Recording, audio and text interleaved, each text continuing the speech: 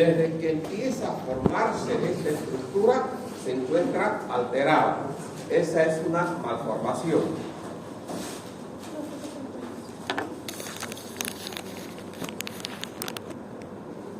La disrupción o interrupción.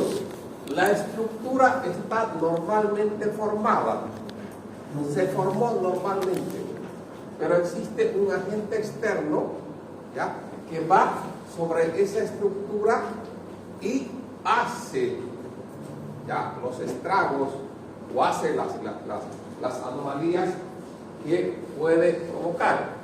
Entonces, en este caso, el pie estaba bien formado, viene una membrana amniótica, un segmento, se desprende una membrana amniótica y rodea esta extremidad. Entonces, lo comprime, esa membrana no crece, pero sí la extremidad tiene que seguir creciendo. El punto donde está comprimiendo empieza a constreñirse, a veces termina amputando esa extremidad. Dígame. ¿Cuánta es la probabilidad de que eso suceda en cada embarazo? Todas las anomalías, ¿ya?, en la estadística estamos en un 15% de todas las malformaciones, ¿ya?, un 15%. Incluso decimos, o se dice, que es la quinta causa de muerte en el mundo, porque la primera causa es los accidentes de automóviles, ¿ya?, y las malformaciones, estas malformaciones que terminan en aborto y muerte, constituyen la quinta causa, ¿ya?, de muerte en el mundo. Entonces, deformación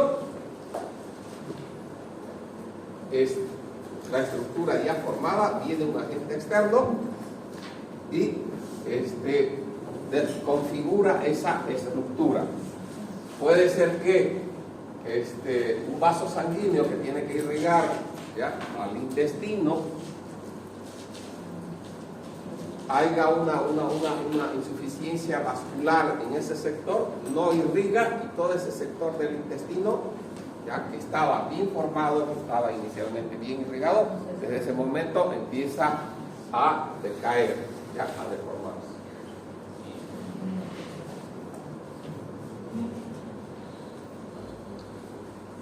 La deformación. La estructura está normalmente formada. Todo estaba normal, ¿ya? Pero aquí existe otro agente externo que comprime estas extremidades. ¿Cuál es el elemento que ayuda a la motilidad de las extremidades en la vida intraembrionaria? Es el líquido amniótico, ¿ya? Con el líquido amniótico se puede mover fácilmente, pero aquí se pierde el líquido o no se produce líquido, esas extremidades empiezan a perder motilidad, empiezan a moldearse, a acomodarse a una posición y nacen según la compresión que ha tenido en la región, ¿ya? Visto la cabeza, la cara, los hombros, o lo más frecuente son las extremidades, los pies, porque es lo que tienen que acomodarse. Con rotación plantar interna, pie equinovaro, rotación plantar externa, pie equinovalgo. En esto, ya, a diferencia de los otros tres, que se corta la causa que lo produce y vuelve a su estado normal. Entonces, puede volver a su estado normal en las deformaciones. En una interrupción no se puede, en una malformación nació desde el inicio, entonces en este caso sí se puede volver al estado normal.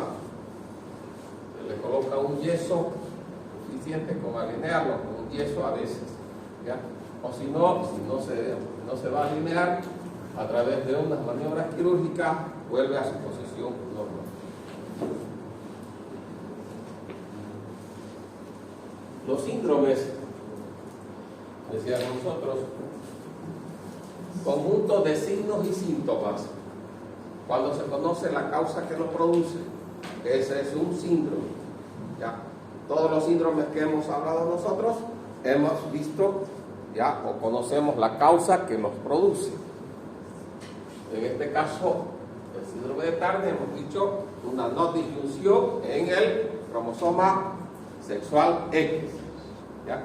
Donde no hay o donde falta un cromosoma. Esto es una monosomía, ¿ya? Un síndrome. Entonces, tendrá signos visibles: cuello corto, espalda ancha, estatura pequeña, y síntomas, problemas cardíacos, problemas genitourinarios. Entonces, son cosas que no se ven, pero todo eso, el conjunto de signos y síntomas, son el síndrome. Y finalmente, la asociación, ¿no? La asociación. Igual son conjuntos, signos y síntomas, pero no se conoce la causa. Nace con anomalías en la cabeza, nace con anomalías en el abdomen, en extremidades, pero no se conoce la causa. Eso es una asociación. Y lo asociamos simplemente de acuerdo a la región. ¿Ya? Entonces, si hay una anomalía en la cabeza, en el tórax, en la columna, en el brazo, ¿qué será esa asociación? Cráneo tóraco braquial, ¿no? Entonces, depende de la zona para asociar esas anomalías.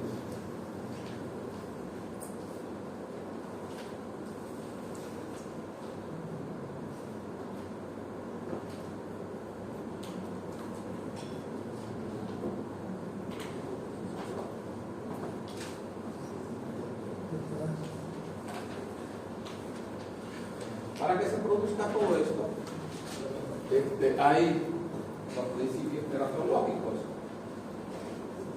Primer principio, Anderson Becerra; segundo, Anderson Banca; tercer principio, Daphne; cuarto principio, Samael; y quinto principio, Anderson. Bueno, ¿cuáles son esos principios? Anderson Banca. Principio 1.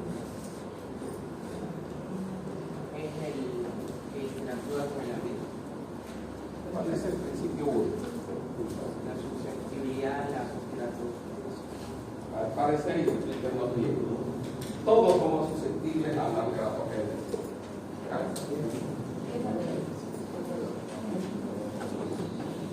Principio 1, principio 2, principio 3,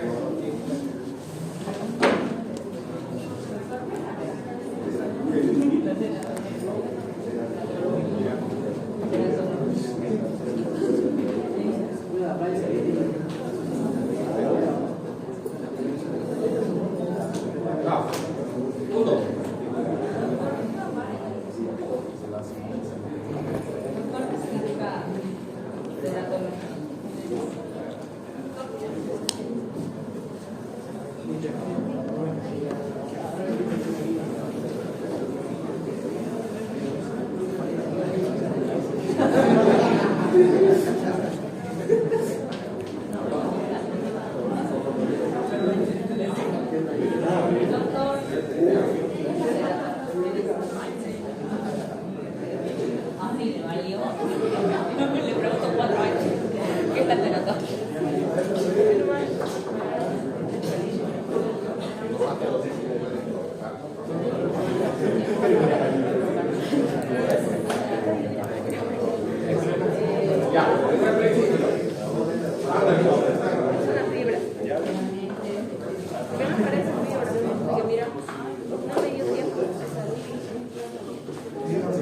Ahí está escrito. Está escrito. ¿Qué es? La susceptibilidad a los teratógenos básicamente depende del genotipo de la madre y del embrión. Ya, ¿qué quiere decir? Quiere decir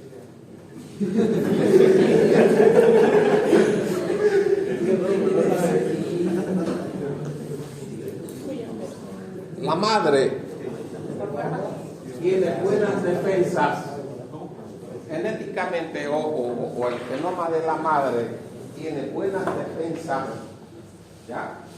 Entonces afectará menos al embrión.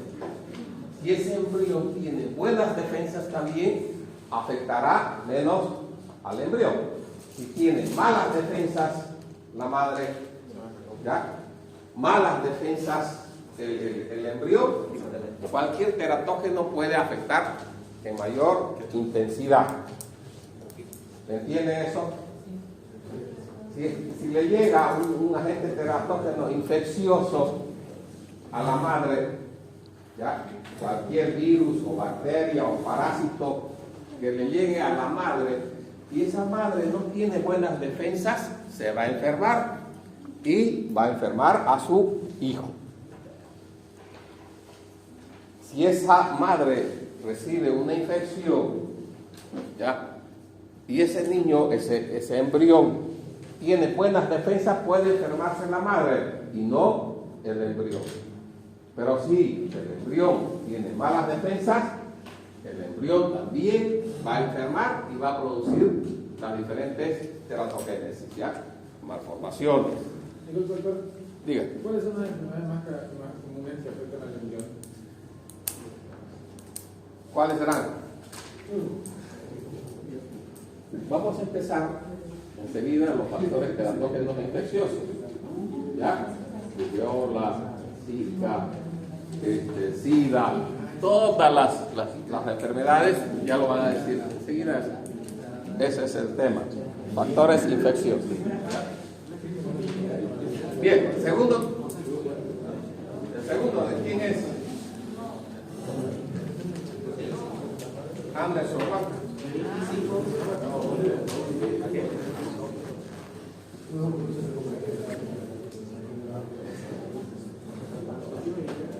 ¿cuál es el segundo?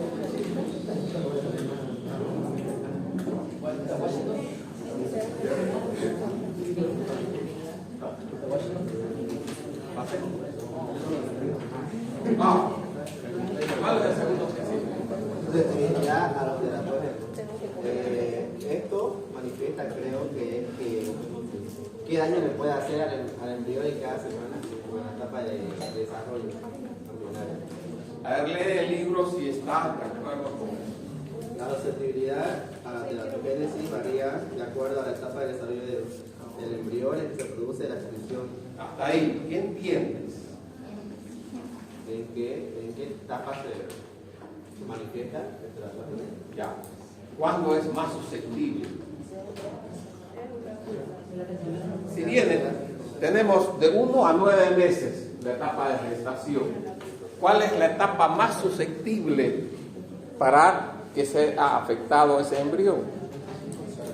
En el periodo de organogénesis, en el periodo embrionario, ¿ya? Entonces, si llega el agente teratógeno infeccioso, físico, químico, durante esa época es mayor la probabilidad de que ese embrión salga con alguna anomalía. ¿Sí? Después, desde en la edad, en el periodo fetal, disminuye la susceptibilidad, ¿no? Entonces, de acuerdo a la época o el periodo de desarrollo, los periodos hemos dicho que son preembrionario, embrionario y fetal.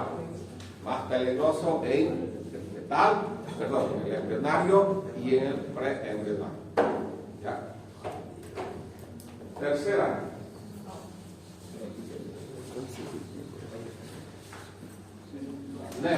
Cáncer. Tiene la boca afectada.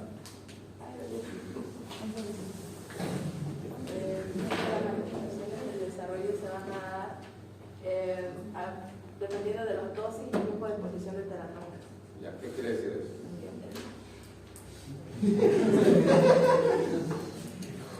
Para que le calme el dolor de cabeza, ¿qué necesita usted? Un medicamento. Y para que le calme el dolor de cabeza necesita un medicamento con una dosis para usted. ¿Sí? Entonces, no puede tomar usted una dosis de un niño. porque no le va a hacer ningún efecto, va a seguir con dolor. Ahora, si usted continúa tomando ese calmante y a dosis altas, no solo le va a calmar la cabeza, sino que le va a dañar el hígado, los riñones, el estómago. Entonces, dependiendo de la dosis y el tiempo, si ustedes van a estar sometidos a radiaciones, a mayor tiempo y a mayor dosis, más susceptibilidad de que esa madre, si esa madre la someten a la radiación, ¿ya? A mayor dosis y a mayor tiempo, mayor la probabilidad. Iguales en nosotros. Si trabajamos en radiología, el mismo hecho de la actividad laboral nos hace susceptible a tener alguna anomalía, alguna mutación genética. De ahí que los radiólogos, ya les decía, que son los únicos que tienen 2 vacaciones. ¿Ya? La única profesión que tiene 2 vacaciones obligatorias. Tienen la obligación de tener un suplemento alimenticio. Entonces, ¿por qué? Porque están sometidos a dosis altas de radiación en la actividad laboral. Entonces, a mayor dosis y tiempo, la exposición al teratógeno aumenta la teratogénesis. Y el 4, Amael Aribol. Los teratrógenos pueden actuar de forma específica sobre células y tejidos en formación. Esto puede dar origen a una embriogénesis anómala, o también llamada patogénesis, y esta patogénesis puede matar a las células o disminuir su proliferación. Exacto. Entonces, cuando nosotros damos un antibiótico, ¿qué es lo que estamos haciendo? Estamos yendo a atacar al germen. Entonces, ¿qué es lo que hacemos? ¿Ya? Como empiezan a proliferarse estos gérmenes, el antibiótico disminuye esa proliferación y se elimina. Digo. Y para crear una resistencia al antibiótico es cuando no tiene a qué actuar o a qué atacar. Las resistencias se dan porque si se están proliferando esas bacterias y usted le da una dosis baja, esas bacterias se van adaptando a ese antibiótico y no le hace efecto. Entonces se hacen más resistentes a ese antibiótico. ¿Por qué? Por las dosis bajas que le da. O pueden aumentar su resistencia si es que el antibiótico le dice que le dé cada 8 horas y usted se olvida que el antibiótico tiene 8 horas de acción. Entonces, ese antibiótico está expuesto, esa bacteria está expuesta durante 8 horas.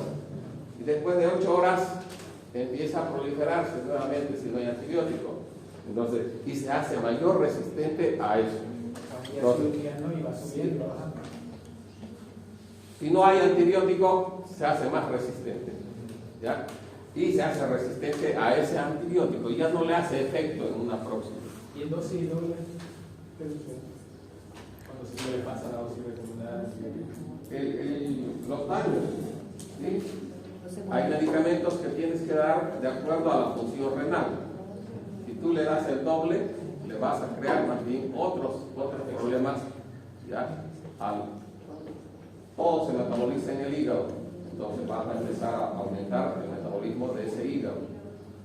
Todo se elimina por los riñones, vas a provocar una insuficiencia renal. Todo llega al estómago, a provocar una gastritis. Te hacen una auditoría, es negligencia, inobservancia, imprudencia. ¿Quién la cometió? El médico. ¿Ya? Entonces, por no saber dosificar, ¿quién es el que ha provocado todo eso?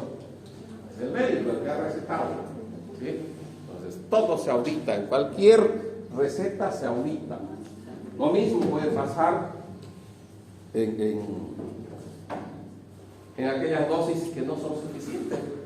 Dosis baja, un medicamento no adecuado y se muere el paciente, igual el responsable quien ha hecho esa receta. Imprudencia, negligencia, inobservancia. Igual, si has provocado daño, eres responsable. Si has provocado daño, la responsabilidad es bien personal.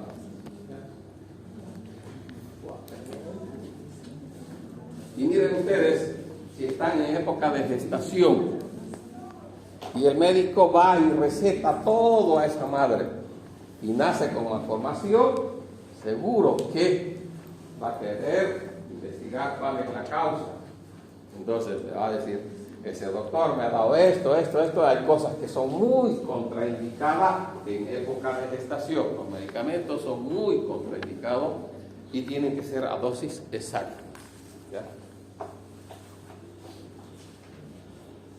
El último, Anderson. Primero. Sí. Las 5 son las manifestaciones del desarrollo normal que es causado por los teratógenos, es decir, la muerte, la inflamación. Entonces, ha empezado a actuar este teratógeno. Entonces, el cuarto es, disminuye la proliferación. Entonces, ¿ya? Si se está formando el sistema nervioso central, esas células se están proliferando de forma normal, ese teratógeno los inhibe. Si se está proliferando las células musculares, ese teratógeno los inhibe. O cambia la función fisiológica. ¿Ya? Entonces, ese es el mecanismo de acción. Si damos nosotros el antibiótico, entonces decíamos que son citostáticos o bacteriostáticos.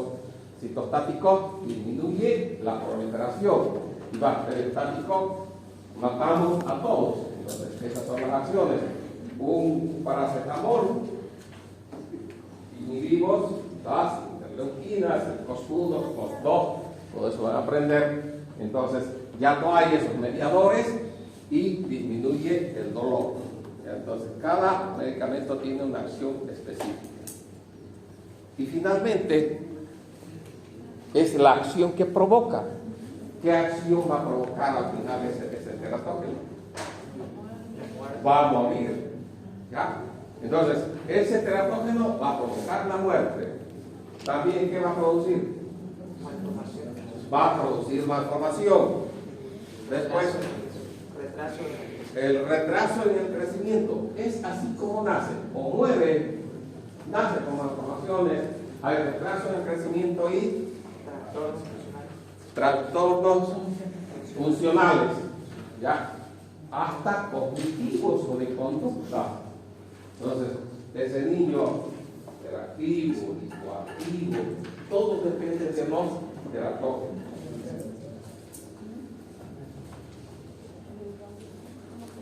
Y empezamos con los agentes teratógenos, ¿ya? Infecciosos. Veamos la siguiente imagen. Agentes infecciosos. Aquí tienen lo que y se fue el que quería. Agentes infecciosos. La rubiola. ¿Quién quiere hablar?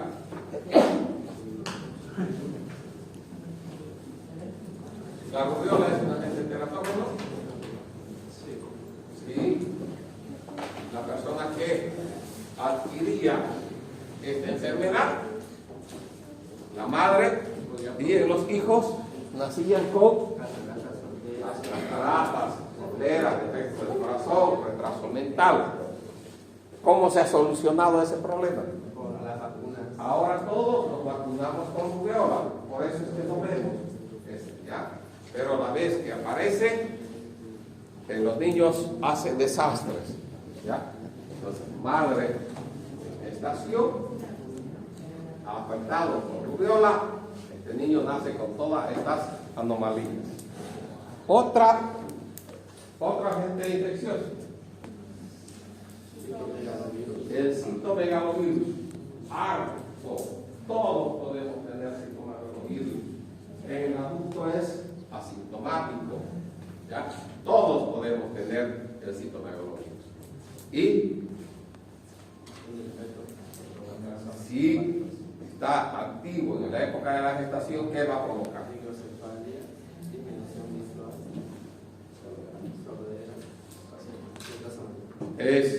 Entonces, nace ese niño, ¿ya? Devastadores, ceguera, retraso mental, afecciones cardíacas, ¿ya? Son esos niños que están histéricos, amarillos, con afecciones hepáticas. Nace y nosotros vemos que convulsiona, está amarillo, tiene fiebre, no encontramos, siempre hacemos nosotros una investigación de citomegalovirus, porque la mamá no tiene síntomas, ¿ya? Pero sí hay que investigar si el bebé nació con esta enfermedad. Otra el herpes.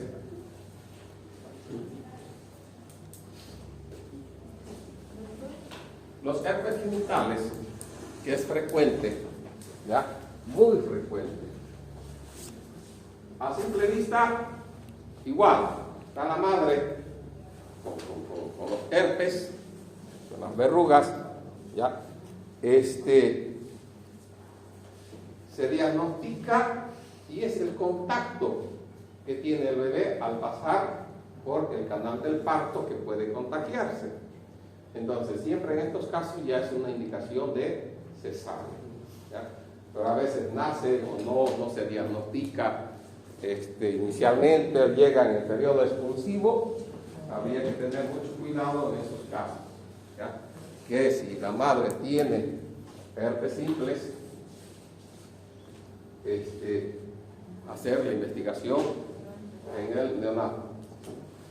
La varicela, ¿será que es un agente? La madre se puede enfermar de varicela en época de gestación. ¿Actúa? A ver. La varicela, ¿cómo actúa como agente terapéutico? Lo contagia al embrión y produce cicatrización cutánea. Ustedes conocen la varicela, ¿sí? Más en niños. Son esas lesiones pustulosas, ampollosas en toda la cara, ¿ya? Empieza en la cara, baja al tronco y termina en las extremidades, con bastante fiebre. En los niños pasa ya simplemente con esas lesiones. A medida que avanza la edad, si no ha sufrido esta enfermedad en niño, es más dolorosa en el joven. Y las madres también, si no se han enfermado, porque uno se enferma una vez y ya no se enferma, ¿ya? Entonces, ya crea una inmunidad una vez que uno se enferma. Entonces, las mamás pueden enfermarse. Y el bebé también adentro se enferma, le salen esas lesiones, ¿ya? Esas lesiones ampollosas nacen con las ampollas o ya cicatrizadas, esos neonatos. Pueden provocar algunas alteraciones. ¿Qué más? Cataratas, la hipoplasia de extremidades, pueden nacer, ¿ya? Esos. ¿Y el VIH es teratógeno?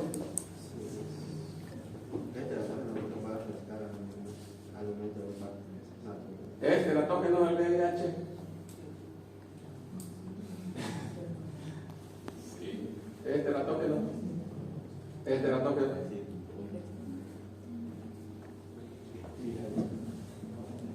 Es, pero en muy poca intensidad, ¿ya? No va a atravesar el virus. Es muy difícil que atraviese la barrera uteroplacentaria, el virus del VIH. ¿Cuál es el mecanismo de contagio? A través de fluidos. A través de fluidos y la sangre. Entonces, la sangre materna hemos visto que no atraviesa, ¿ya? Entonces, ¿en qué momento puede contagiarse? En el momento del nacimiento. Hay fluidos y puede haber hemorragia. ¿En qué otro momento? De la lactancia materna. Succiona y a veces empiezan esos alveolos a sangrar y es el mecanismo. Por eso es muy difícil, ¿ya? Se tiene todos los cuidados ya desde el primer diagnóstico que se hace a toda madre es detectar si tiene VIH. Entonces, ya sabemos nosotros cómo van a ser. Ya cuidamos la vía de cómo van a ser. Ya sabemos que no tiene que tomar leche. Entonces, ya vamos viendo todos los cuidados nosotros.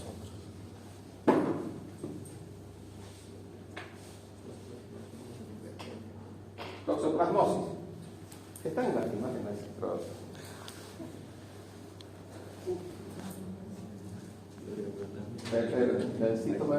La toxoplasmosis. ¿Ya? ¿Quién quiere explicar toxoplasmosis? La toxoplasmosis es una anomalía congénita que se puede dar por vía malcocida, por heces de mascotas. ¿Qué es lo que le produce la toxoplasmosis? Produce...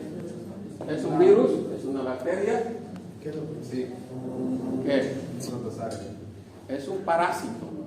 Ya, es un protozoario. ¿Dónde se encuentra este protozoario? Heces de animales,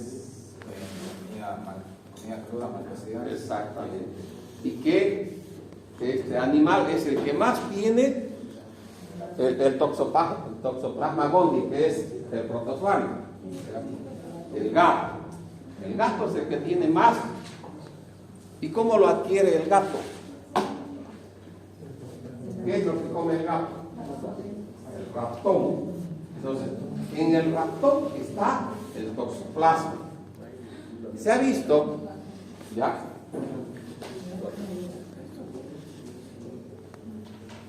¿Y cómo es que se contagia a las personas? Por el contacto y también puede contagiarse por medio en el momento del nacimiento. ¿Dónde eliminan los toxoplasmas? En las heces fecales del gato. ¿Ya? Y las heces fecales están en todo el ambiente.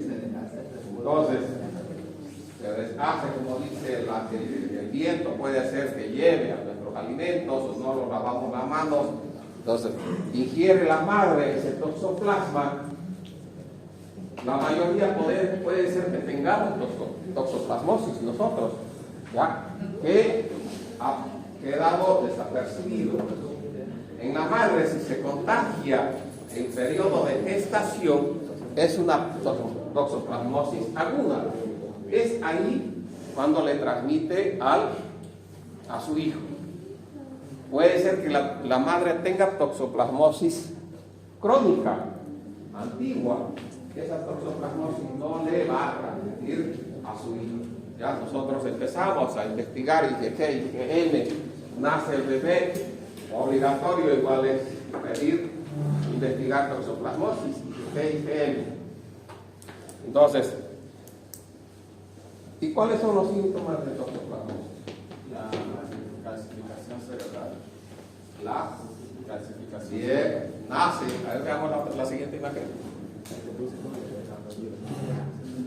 El cerebro, y vemos una imagen, ¿ya?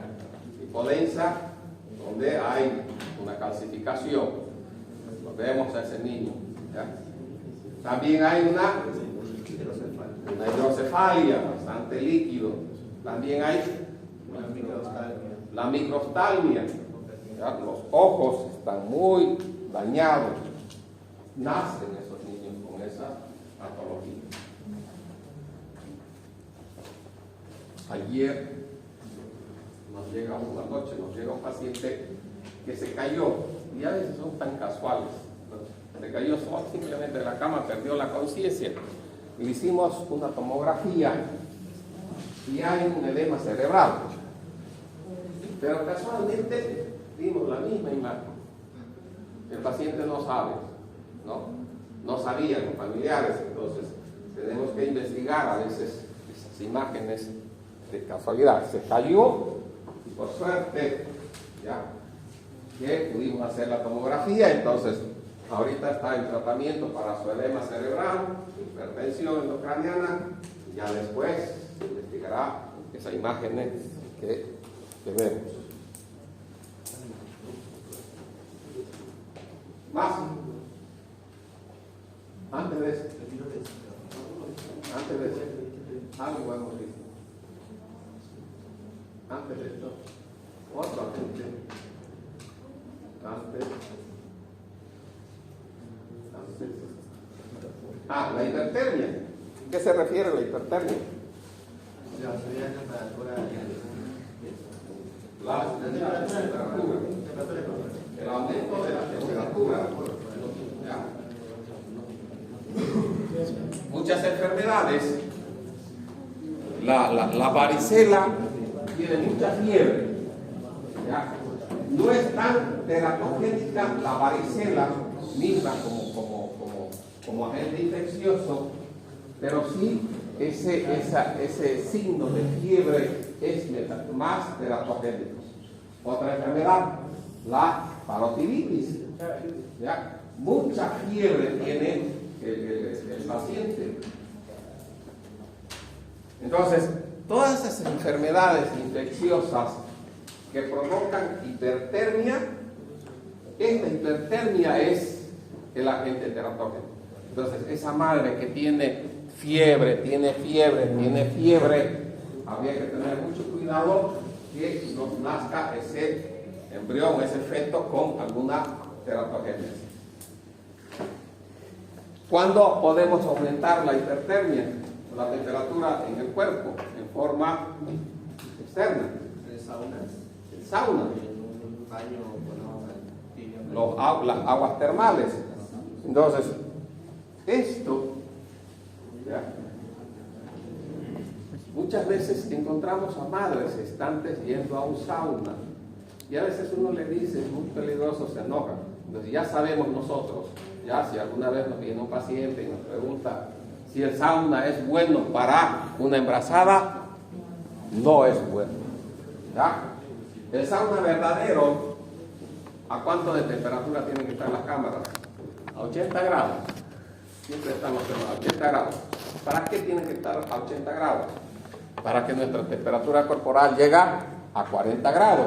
Y si llega a 40 grados, ¿qué hay? La sudoración. Eso es lo que buscamos. ¿Sí? La sudoración. Aquellos saunas donde son bajos, no pasa nada, ¿no? Pero si uno tiene que buscar, si va al sauna, tiene que buscar una cámara de 40 grados para obtener esa transpiración. Y las aguas termales. En las aguas termales están 30 minutos y sube la temperatura igual. ¿Ya? Las verdaderas aguas termales, van a notar ustedes que ese corazón empieza a latir. Es igual que el sauna. El verdadero sauna unos 10-15 minutos máximo. Si no, no es sauna, ¿no? Entonces, en 10 minutos uno taquicardiza, empieza a deshidratarse. Entonces, toda esa hipertermia que se ha aumentado. Y aquí hay algo que por suerte algunos saunas prohíben. Los niños. Decíamos nosotros que cuando convulsionan más los niños por fiebre. Y a veces las familias se van con los chiquitos. Y recién naciditos se van y entran al sauna pensando que es muy gracioso, muy bonito. ¿Ya? A veces no pasa nada. Pero a veces, ¿ya?, puede provocar una convulsión. Si ustedes observan, ningún sauna tiene una fuente de oxígeno, un ambiente para reanimar. Entonces es muy peligroso el manejo inadecuado de todo lo que es los saunas. Muy bueno, muy saludable. ¿Ya? ¿Se imaginan ustedes? Hay una vasodilatación. Y de pronto, ¿cuál es el siguiente paso del sauna?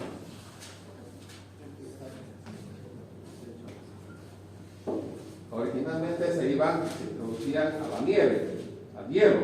sale del sauna y eso hace realmente un bienestar, es una frescura. Ustedes salen del sauna y van a una ducha bien fría que caiga bien intenso, inmediatamente ustedes van a oxigenar todo el organismo, se siente una relajación, ¿ya? Pero ¿qué pasa si es hipertenso? ¿Ya? Tiene un problema cardíaco, entonces están vasodilatados, de pronto ese corazón se contrae, hay mayor flujo, hemorragia cerebral. Siempre con mucho cuidado todos estos. Bien, vamos a continuar la próxima entonces con los medicamentos, ¿ya? Y otros.